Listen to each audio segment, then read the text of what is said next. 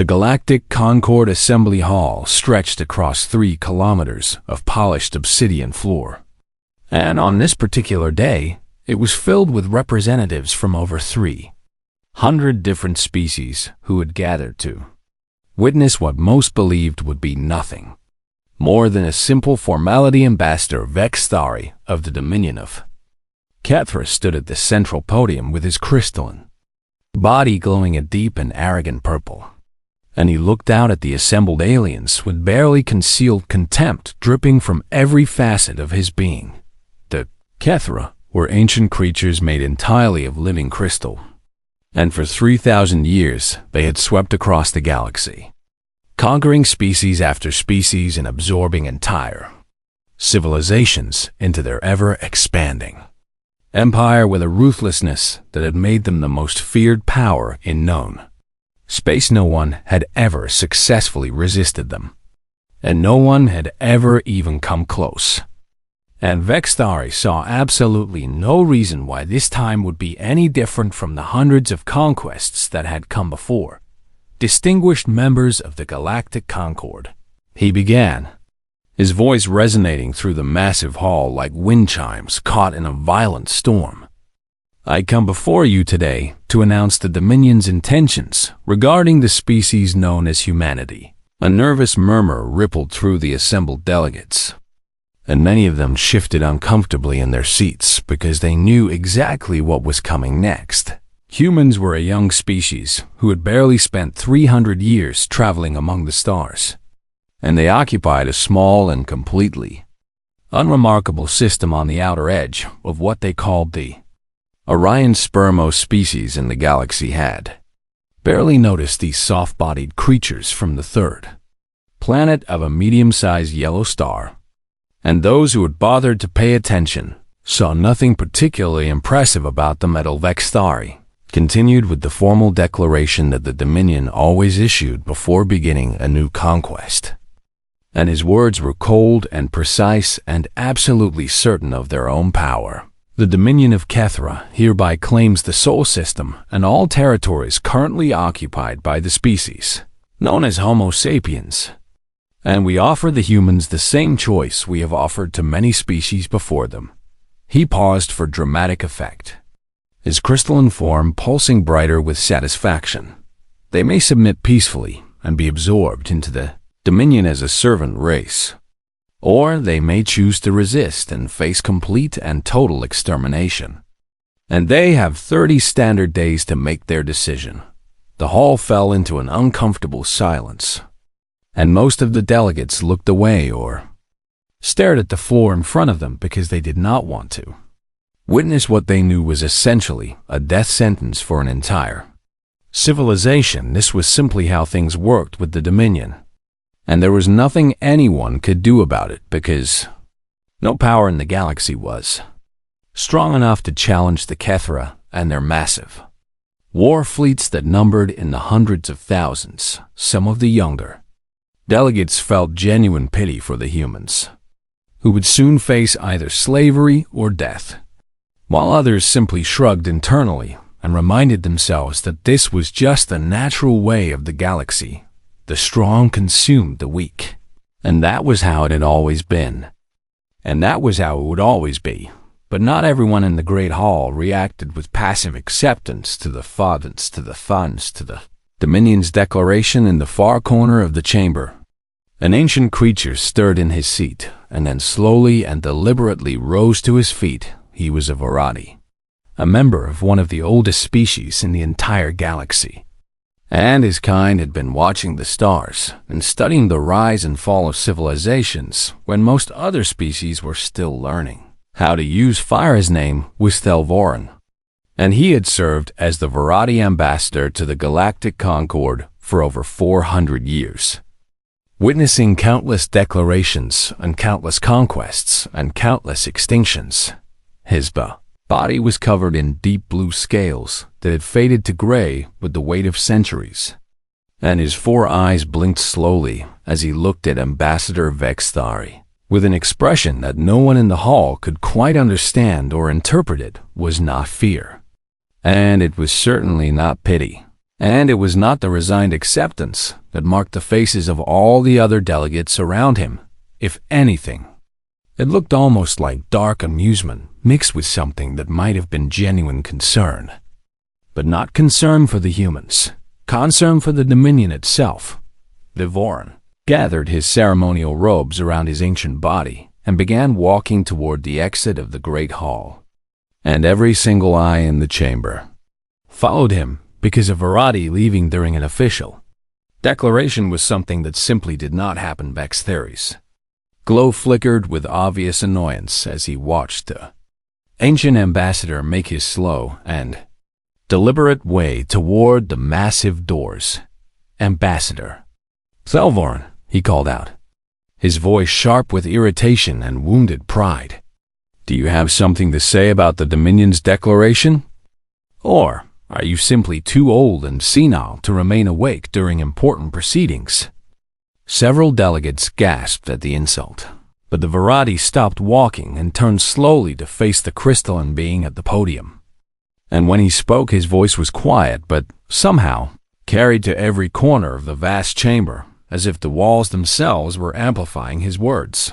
"I've only this to say, Ambassador Vexthari, and I strongly suggest that you remember my words in the days and years and centuries to come." He paused, and the entire hall seemed to hold its breath in anticipation. "Well done, young fool, because you have just announced conflict on the most lethal species in the entire galaxy. And may whatever gods your crystalline kind worship have mercy on the Dominion of Kethra, because the humans certainly will not." A shocked murmur erupted through the assembly, and Vexthari's form flashed with angry red light that indicated extreme offense among his kind. "You dare to threaten the mighty Dominion with these primitive apes?" he demanded, his voice rising with outrage and disbelief. "These creatures who have barely learned to travel between stars?" But Thelvarn simply shook his ancient head slowly from side to side and continued walking toward the exit without any apparent concern. "I threaten nothing, Ambassador, because I am merely stating a fact that the Varadi have known for many centuries. And the fact that you do not know, this tells me everything I need to know about how poorly you have prepared for this particular conquest. Then enlighten us, old one." Vexthari shouted after him, his crystalline body now pulsing with the deep crimson of barely controlled rage. "Tell us what makes these humans so terrifying that even the mighty Varadi speak of them with such ridiculous reverence." Thelvaran stopped at the doorway and turned one last time to address the entire hall, and his ancient eyes swept across the assembled delegates with something that looked almost like pity. "The humans have been among the stars for only 3 centuries.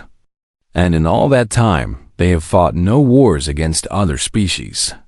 And do you know why that is, Ambassador Vexthari?"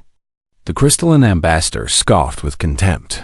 "Because they are weak and cowardly and have wisely avoided conflict with their betters, obviously." "No," Thelvorm replied, and his voice carried the weight of 400 years of watching civilizations rise to greatness and fall to ruin.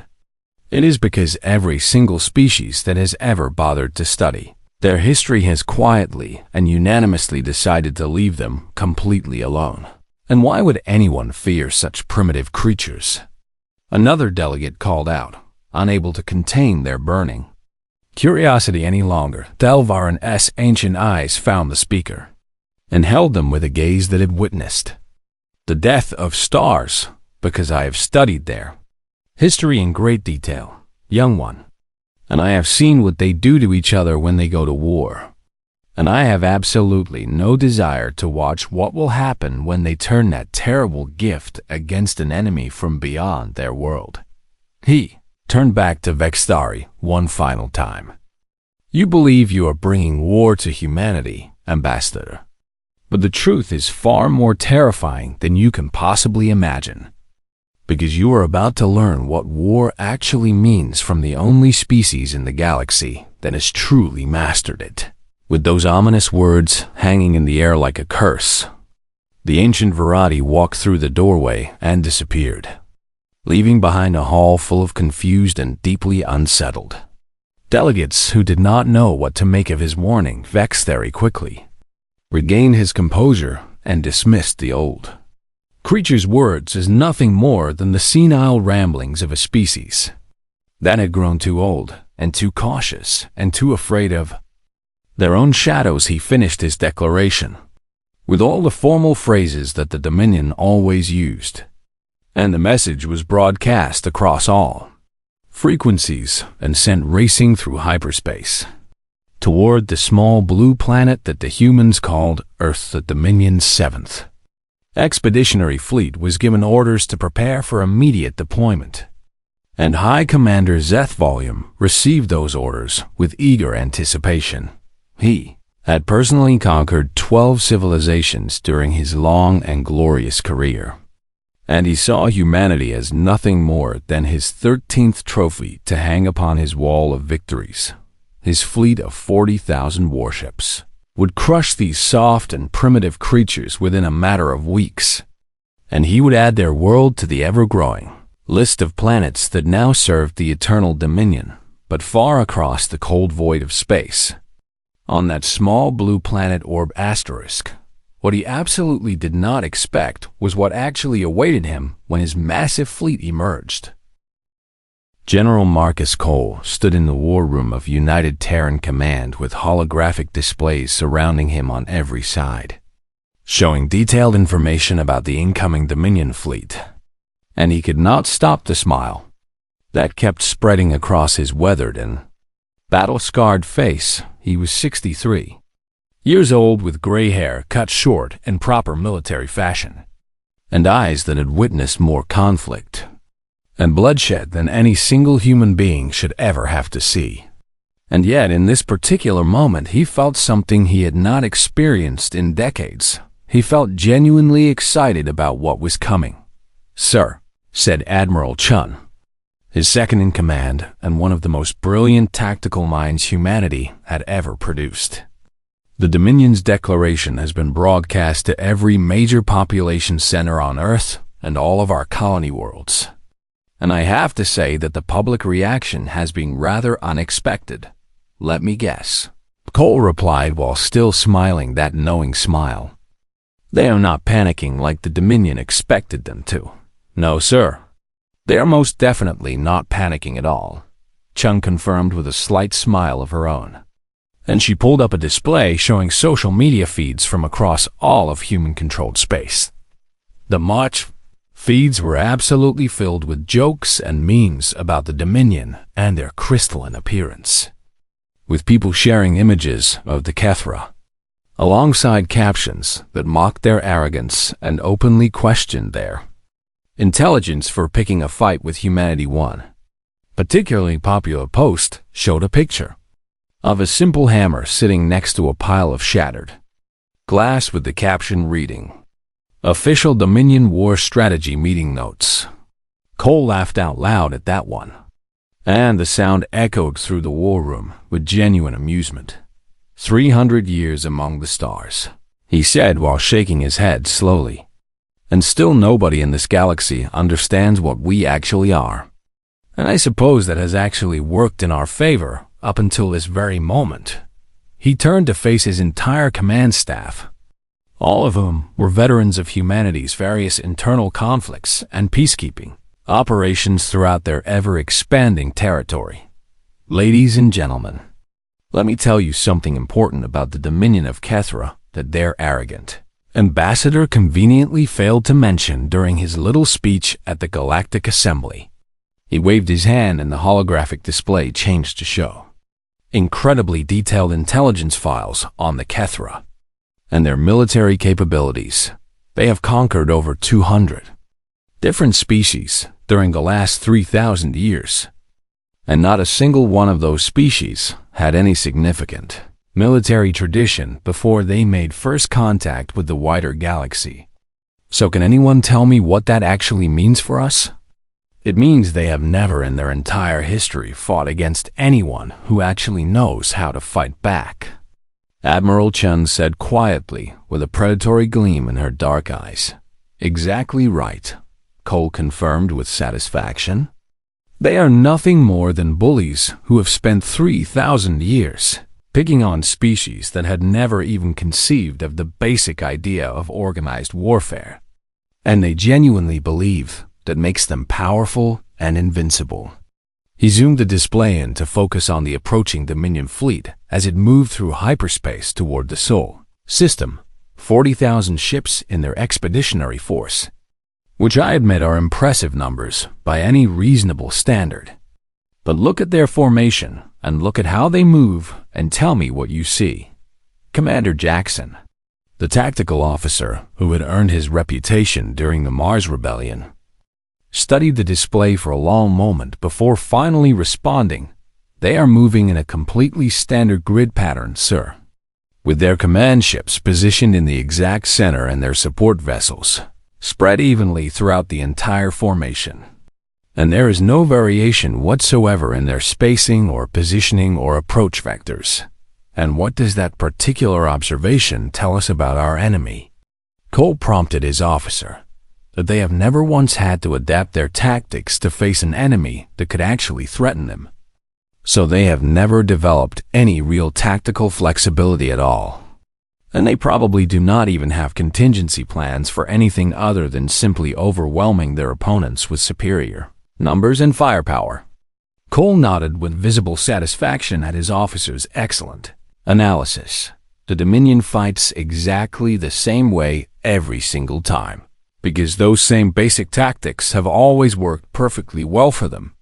And they genuinely cannot imagine encountering a species that would require anything different. He turned back to the main display, and his expression grew more serious and focused. But we are absolutely nothing like the species they have conquered before, because we have spent 10,000 years perfecting every possible way of killing each other in every environment imaginable. And we have developed tactics and strategies and weapons that would give these crystal creatures nightmares for the rest of their existence if they had any idea what was actually coming for them. Admiral Chun stepped forward with a datapad clutched in her capable hands. Sir, we have received confirmation from all outer colonies that civilian populations have been successfully evacuated to the deep shelters exactly as planned. And all of our defense networks are fully online and awaiting orders. Good work, Cole replied with a nod. And what about our friends at Jupiter Station? Have they reported in yet? Chun smiled, and it was absolutely not a friendly smile at all. Admiral Kowalski reports that the Hammer fleet is in position behind the Galilean moons exactly as planned. And she says to tell you personally that her crews are eager for battle, and her weapons are hot and ready. The Hammer fleet was humanity's most closely guarded and precious military secret. A devastating force of 5,000 advanced warships that had been constructed in hidden shipyards, scattered throughout the outer solar system.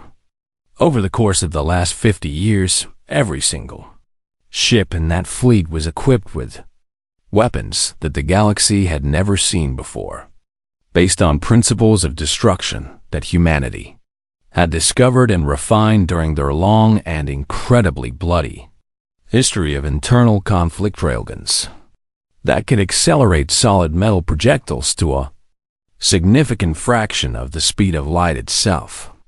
Missiles carrying specialized payloads designed specifically to disrupt the molecular bonds that held crystalline structures together.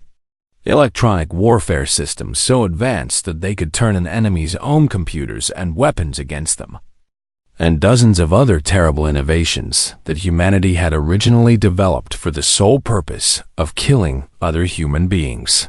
Now, all of those weapons would be turned against an enemy from beyond the stars. And Cole almost felt sorry for the Kethra, who had no idea what they were flying into almost.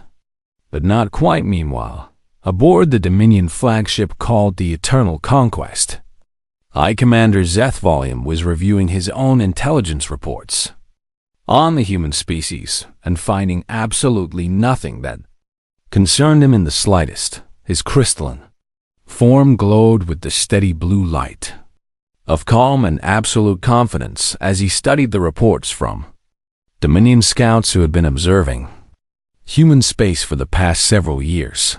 Primitive. Vessels with outdated technology, he noted with great satisfaction. Basic energy weapons that would barely scratch our shields, limited faster-than-light capability, and a population spread thin across only a few dozen worlds at most. He turned to his second-in-command, a younger Kethra named Velthan, who had faithfully served under HFY during the last 2 conquest campaigns. This operation will be even easier than the Telvari campaign was, and I fully expect we will have their homeworld completely under our control within 2 standard weeks at the absolute. Most Velthan pulsed with agreement, but there was a slight hesitation in his glow that immediately caught the High Commander's sharp attention. "You have concerns about something, Velthan?" "Only a small matter that is probably nothing."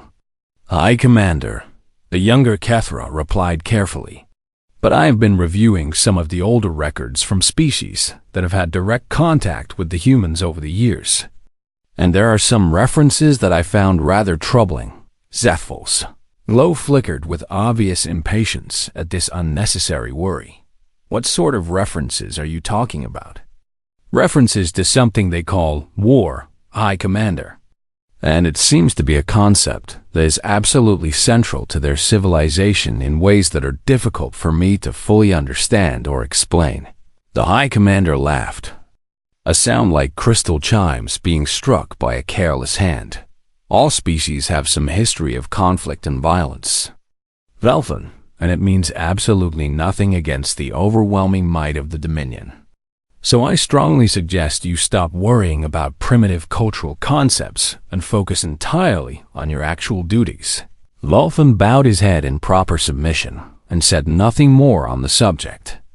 But privately he continued to feel deeply uneasy about the campaign that lay ahead of them. The massive fleet jumped into hyperspace and began the journey toward the Sol system. And High Commander Zethvolume spent the travel time happily planning the occupation of Earth and imagining all the rewards and honors he would receive for adding yet another world to the Dominion's glorious territory. He expected to find a frightened and primitive species desperately willing to negotiate for their survival, or at worst a disorganized and pathetic resistance that would crumble at the very first display of Dominion power.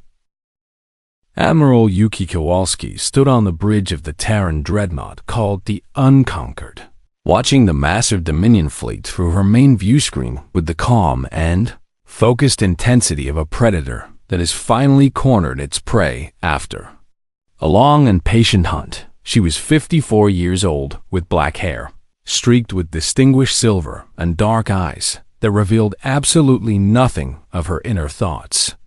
And she had spent her entire adult life training and preparing for a moment exactly like this. Her tactical officer announced with barely contained excitement, "Hammer Fleet is in perfect attack formation and awaiting your orders to engage." Kowalski nodded slowly, her eyes never leaving the massive Dominion vessels that filled the space ahead of them like a swarm of glittering insects. "Open a communication channel to all ships in the fleet," she commanded with quiet authority. The communications officer confirmed that the channel was open and secure, and Kowalski's voice went out to every single vessel under her command. "This is Admiral Kowalski to all Hammer Fleet units, and I want every captain and every crew member on every ship to understand exactly what we are about to do here today." She paused for a moment, letting her words sink in across 5,000 warships crewed by hundreds of thousands of men and women who had volunteered for this mission. For 300 years, humanity has walked softly among the stars, and we have carefully hidden our true nature behind diplomacy and trade agreements and peaceful exploration because we genuinely hoped that we would never have to show the galaxy what we really are. Her voice grew harder and colder, like steel being forged in fire. But today that changes forever, because today an enemy has come to our home with the explicit intention of enslaving or exterminating our entire species. And today we will teach them exactly why that decision was. The worst mistake they have ever made in their 3,000 years of existence. She turned to her tactical officer with fire burning in her dark eyes.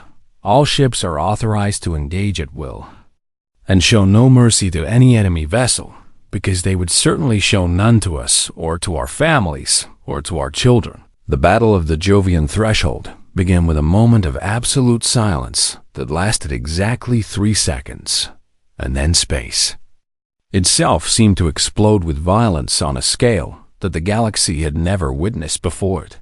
Terran fleet did not advance in orderly formation like the Dominion commanders expected, because instead, they scattered into hundreds of smaller attack groups that struck from every possible direction at once, like a swarm of angry hornets defending their nest. High Commander Zethvolume screamed orders at his officers as his carefully arranged fleet formation dissolved into complete and utter chaos around him. "What are they doing?" he demanded with panic starting to creep into his voice. "No species in the galaxy fights like this. They should be forming defensive lines to protect their homeworld. They should be positioning ships around their command vessels. Why are they attacking from everywhere at once?" But there was no one on his bridge who could answer him, because no one in the entire Dominion had ever faced an enemy that understood warfare the way that humans understood it.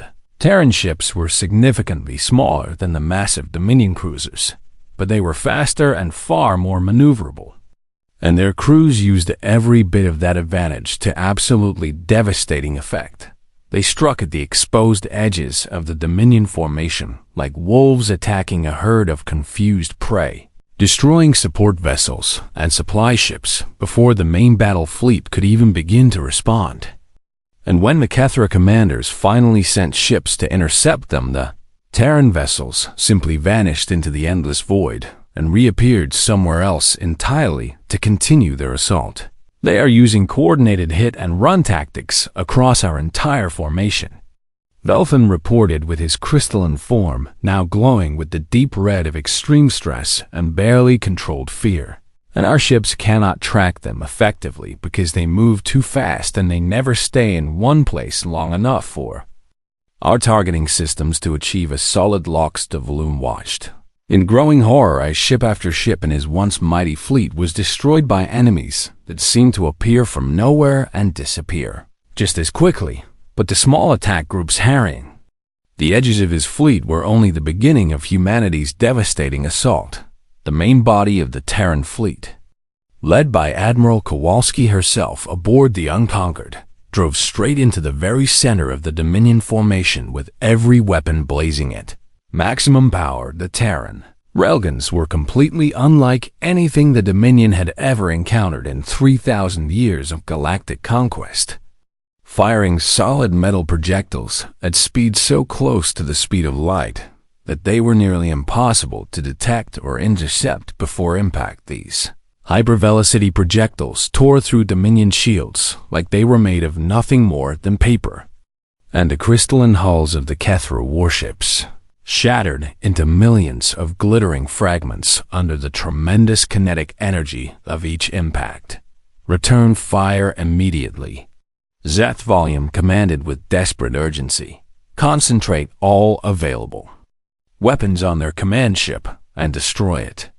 The surviving Dominion vessels responded with their own weapons, massive energy beams that had destroyed countless ships belonging to countless species across 3,000 years of unbroken conquest.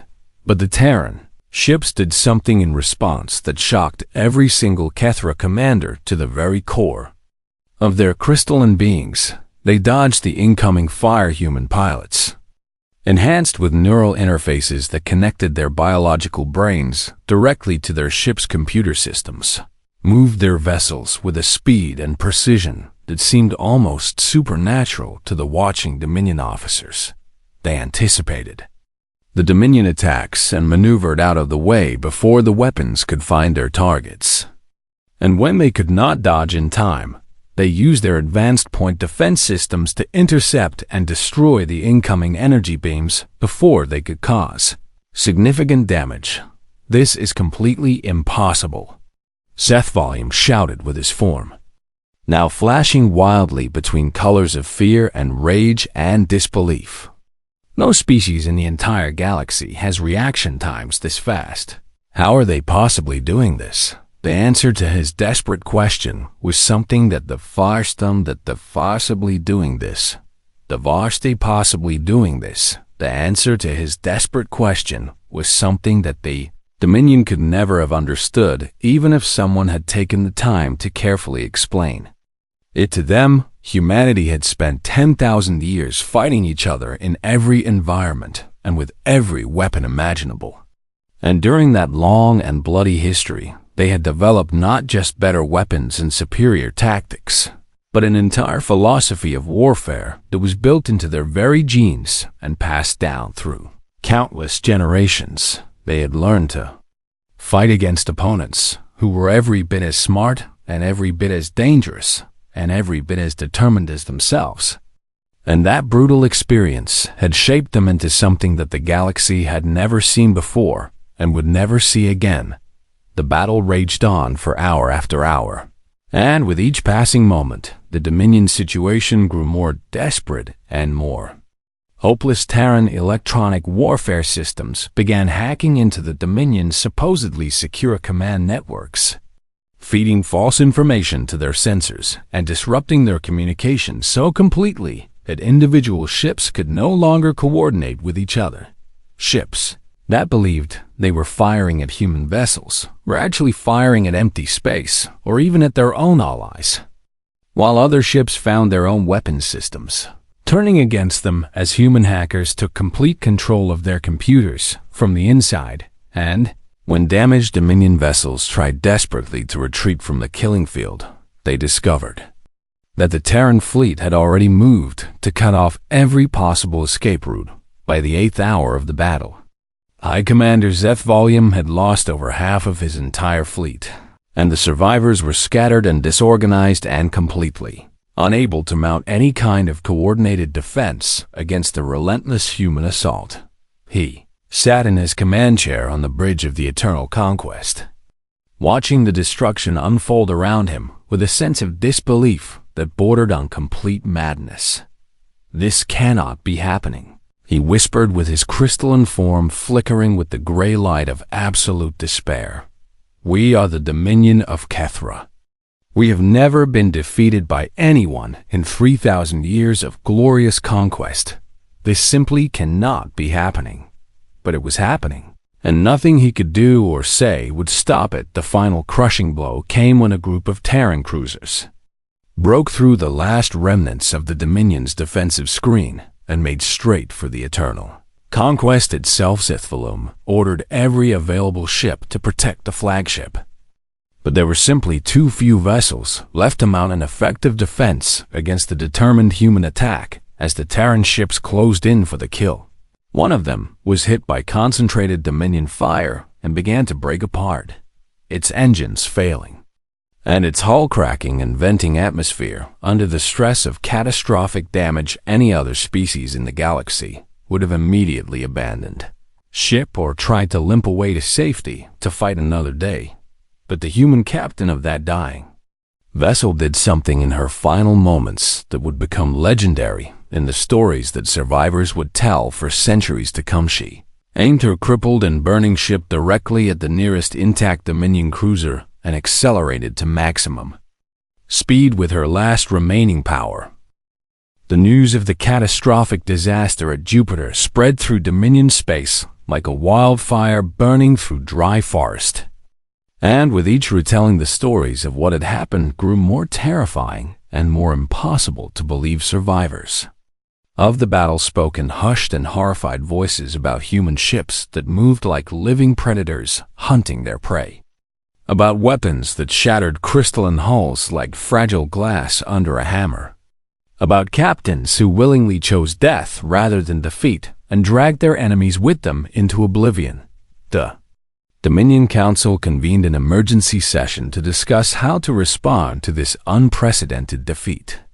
And for the first time in 3,000 years of unbroken conquest, there was genuine fear echoing through the ancient chambers of power. Ambassador Vexthari stood before the assembled, council with his crystalline form now dull and gray with the weight of shame and terror that he could not hide no matter how hard he tried. We must sue for peace immediately, he argued desperately, his voice no longer carrying any of the arrogance it had held when he made his proud declaration at the Galactic Assembly. We must offer the humans whatever they want in exchange for ending this conflict before it goes any further and consumes us all. But the council was deeply divided on how to proceed, with many of the older and more traditional members absolutely refusing to accept that the mighty Dominion could truly be threatened by such a young and seemingly primitive species. One defeat does not mean we have lost the entire war, argued Counselor Kethra Prime, the powerful leader of the Dominion's military faction. We have hundreds of fleets stationed throughout our vast territory, and we can absolutely crush these humans if we simply commit our full strength against them instead of sending a single expeditionary force. The heated debate raged on for days and then weeks. And while the Dominion leadership argued endlessly about what they should do, humanity was not sitting idle and waiting patiently for their enemies to make a decision. 1 month after the devastating Battle of the Jovian Threshold, the Terran Expeditionary Force crossed the border into Dominion space with weapons armed and crews ready for war. Admiral Yuki Kowalski had been given complete command of the campaign, and she had spent every available moment since the battle at Jupiter studying everything that humanity knew about the Kethra and their vast empire. She understood with perfect clarity that the Dominion was not like human nations, where defeating an army in battle meant defeating the government that controlled it. The Kethra were spread across thousands of individual worlds, and their leadership structure was diffuse and resilient enough to survive the loss of any single system or even dozens of systems. Simply destroying their fleets one by one would not be enough to end this war in any reasonable amount of time. They had to find a way to break the Dominion's will to fight itself. We are not here to conquer territory or occupy worlds, she explained to her command staff during the initial campaign briefing. We are here to teach the Dominion that fighting humanity is more costly than they can possibly afford to pay. And we are going to accomplish that goal by targeting everything they actually care about. The campaign that followed would become known throughout galactic history as the Long March, and it was unlike anything the galaxy had ever witnessed in all the ages of recorded time. Human forces struck at Dominion supply lines and military installations with surgical precision, destroying shipyards and weapons factories and logistics hubs throughout the outer territories of the Empire. They did not try to hold or occupy the worlds they attacked, because instead they simply annihilated the Dominion's ability to wage war and then immediately moved on to the next target before any response could be organized. Kethra commanders could not understand this strange strategy at first, because all of their previous enemies across 3,000 years had always tried to capture and hold territory after winning a battle. But humanity had studied the Dominion's sprawling empire very carefully over the years, and they knew that the Kethra's greatest weakness was their complete dependence on a complex network of supply routes that connected their widely scattered worlds. Cut those vital routes, and the mighty empire would begin to starve and wither, disrupt their communications, and the different factions would begin to fight among themselves for dwindling resources, destroy their shipyards, and they would lose the ability to replace their mounting losses within just 3 months of the campaign's beginning. The Dominion's outer territories were in complete and utter chaos, but Admiral Kowalski was not content with simply disrupting the enemy's logistics and military infrastructure. She understood perfectly well that the Kethra were a proud species who had never known defeat in their entire history, and that dangerous pride could be turned into a weapon far more powerful than any railgun or missile humanity began broadcasting carefully crafted messages directly into Dominion space, speaking in the Kethra's own language, and addressing the civilian population directly rather than their military or political leadership. The messages were simple and direct and absolutely devastating in their psychological effect. Your leaders promised you that humanity would submit peacefully or be destroyed utterly. And instead, your mighty fleets have been shattered and your territories are burning. For 3,000 years, the Dominion has conquered only species that could not fight back against you. And now you finally face an enemy that fights back with everything it has and will never stop fighting until this war is over. We do not want to destroy your civilization, but we absolutely will if you force us to continue this war to its bitter end. The choice is yours alone to make. Accept peace on reasonable terms, or face the extinction of everything you have built. The psychological impact of these broadcasts on the Dominion population was enormous beyond anything humanity had hoped for. Dominion citizens who had never once questioned their government's power or wisdom began to wonder openly if perhaps the conquest of humanity had been a terrible mistake that should never have been attempted. Protests erupted spontaneously on several major worlds, with crowds of ordinary Kethra demanding loudly that the council negotiate peace with the humans before it was too late to save anything.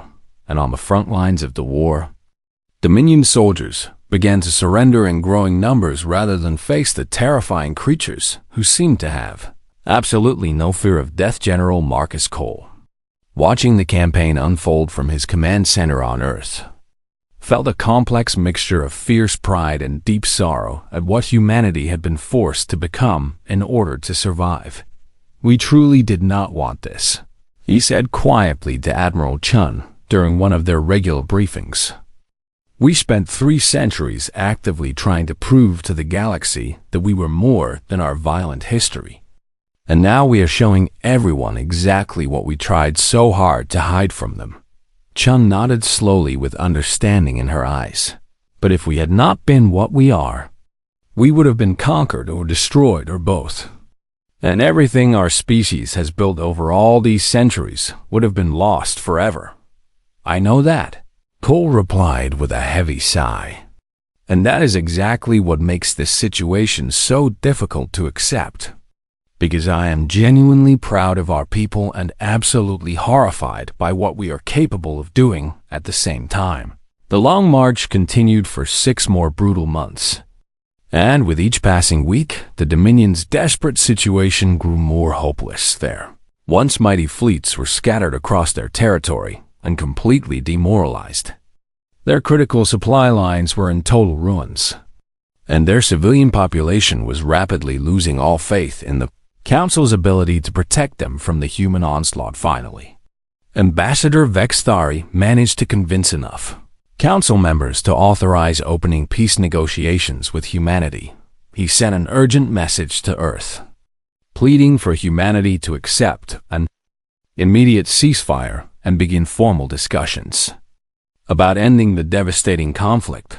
But humanity's response to his plea was not at all what he had hoped to receive. Declared war on our species without any provocation whatsoever. The message from Earth read in cold and formal language. You explicitly threatened to enslave or exterminate every single human being in existence. And now that you are clearly losing this war, you suddenly want peace. We will give you the peace you now beg for, but only on our terms and no others. The Dominion must formally and publicly surrender and accept complete responsibility for starting this unjust war. All Dominion military forces must immediately withdraw from the territories of any species that wishes to leave your empire. And you must publicly acknowledge before the entire Galactic Concord that humanity was never and will never be a species to be conquered by anyone. These terms are absolutely not negotiable under any circumstances. Vexthari brought these harsh demands before the council.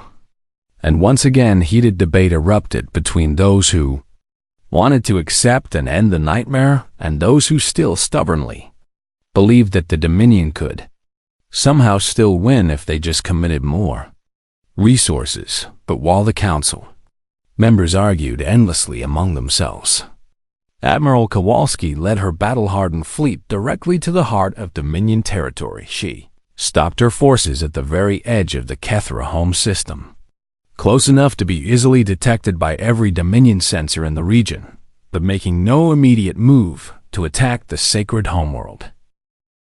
2 full years had passed since Ambassador Vextari had stood before the Galactic Concord and arrogantly declared war on humanity. And now a very different scene was unfolding in that same great assembly hall. The massive chamber was more crowded than it had ever been in all of recorded galactic history, with representatives from every known species packed tightly into the viewing galleries and diplomatic delegations from hundreds of worlds, filling every available seat on the main floor at the center of the hall. Standing exactly where Vextari had once stood, glowing with arrogance and contempt for the species he planned to conquer, a human figure now took the ancient podium. General Marcus Cole wore his formal dress uniform, decorated with all the medals and honors of a lifetime spent in service to humanity, and he looked out at the assembled species with an expression that was completely impossible for any of them to read. Behind him stood Admiral Yuki Kowalski and a small delegation of senior human officers, their faces equally unreadable as they waited in patient silence for their commander to speaking. The front row of seats directly before the podium sat Ambassador Vextari himself, his crystalline form so dim with shame and defeat that he was barely visible against the bright lights of the chamber. Beside him sat the other surviving members of the Dominion Council, all of them subdued and quiet in a way that would have been absolutely unthinkable just 2 short years ago, when they ruled the galaxy through fear. And in the far corner of the chamber, watching everything with ancient eyes that had seen countless civilizations rise to greatness and fall to ruin, sat the Verati ambassador. Thelvarain had returned to the assembly immediately after the war finally ended, and there was a look of quiet satisfaction on his weathered and scaled face as he waited to hear what the victorious humans would say to the gathered galaxy. General Cole cleared his throat and began to speak, his voice carrying clearly to every corner of the vast chamber without any need for amplification. Distinguished members of the Galactic Concord, I stand before you today not as a conqueror or a victorious warlord, but as a representative of a species that never wanted the war we have just finished fighting. He paused for a moment, letting his words sink into the minds of every being present. For 3 centuries, humanity walked among the stars as peaceful explorers and traders, and we carefully avoided conflict with other species because we knew full well what we were capable of, and we sincerely hoped we would never have to demonstrate it to anyone. His steady eyes swept across the assembled delegates, and many of them looked away rather than meet his penetrating gaze. But 2 years ago, the Dominion of Kethra forced us to show the galaxy the truth about what humanity really is. And I suspect that many of you sitting here today are now afraid of us in ways that you never were before. A nervous murmur rippled through the chamber, and Cole waited patiently for it to subside before continuing his address. You are absolutely right to be cautious around us, because we are indeed a dangerous species in ways that most of you cannot truly understand. And our history is filled with violence and warfare that would horrify even the most aggressive civilizations represented in this chamber. He stepped out from behind the podium and walked to the very edge of the platform, bringing himself physically closer to the assembled delegates. But I want all of you to understand something about humanity that is equally important to know. We do not want to be your enemies, and we never did. His voice grew noticeably warmer, losing some of its formal military stiffness. We have spent our entire existence fighting, first against the predators and harsh conditions of our homeworld, then against each other in countless wars across thousands of years, and finally against the hostile and unforgiving environment of space itself. And through all of that endless struggle, we have learned something valuable that shapes everything we do. We have learned that violence is only a tool to be used when necessary, not a purpose in itself, and that the true measure of any species is not how well it fights, but how well it builds and creates and nurtures the life around it. He turned to gesture at the human delegation standing silently behind him. The people you see standing behind me are warriors. Yes, and they are very good at what warriors do. But they are also scientists who seek to understand the universe, and artists who create beauty from nothing, and parents who love their children, and dreamers who imagine better futures for everyone. They would much rather be exploring the endless wonders of the cosmos than fighting wars of survival against those who would destroy us. The same is absolutely true of all humanity. He turned back to face the full assembly once more. So let me make something perfectly clear to every single species represented in this chamber today. Humanity will never start a war against anyone, and we will never seek to conquer or enslave other civilizations, because that is simply not who we choose to be. His voice hardened again, taking on the edge of tempered steel that had made him one of the most respected and feared military commanders in human history. But if any species ever threatens our people or our worlds again, if any civilization ever tries to do to us what the Dominion tried to do, then they will face the full and terrible power of humanity in defense of everything we love. And as the Kethra have learned at tremendous cost, that is not a fate I would wish on anyone in this galaxy or any other. He paused once more, and when he spoke again, his voice was quiet but carried the weight of absolute and unshakable certainty. We would sincerely prefer to be your friends, your partners, your allies in exploring the infinite mysteries of the cosmos together. But the choice of what relationship we will have is entirely yours to make, and we will respond accordingly to whatever you decide.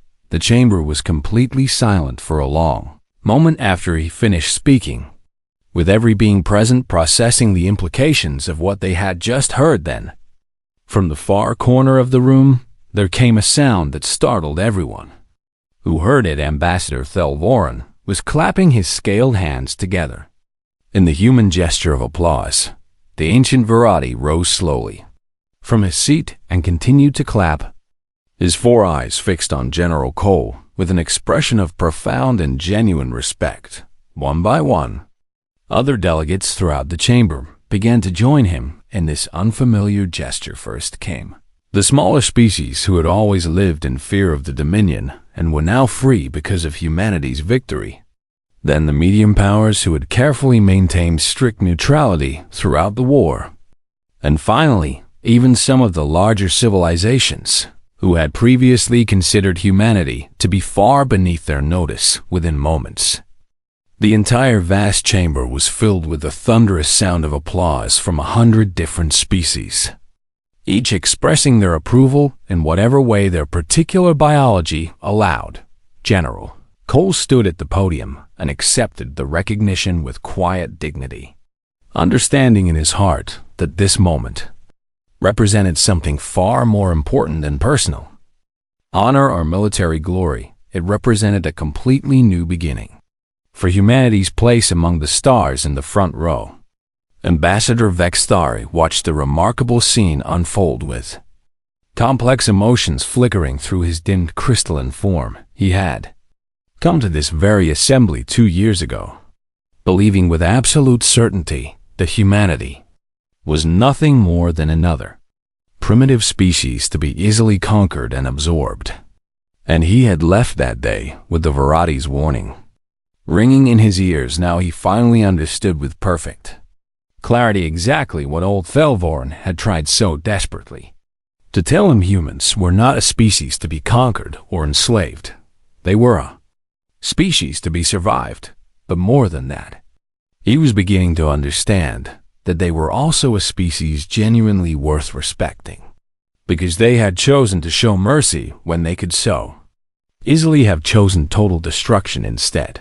They had left the Cathra homeworld completely untouched when they could have reduced it to radioactive rubble with a single command. They had offered peace and reconciliation when they could have demanded absolute annihilation as payment for what the Dominion had tried to do. That, perhaps, was the most terrifying and wonderful thing of all, because it meant that humanity's remarkable restraint was a deliberate choice.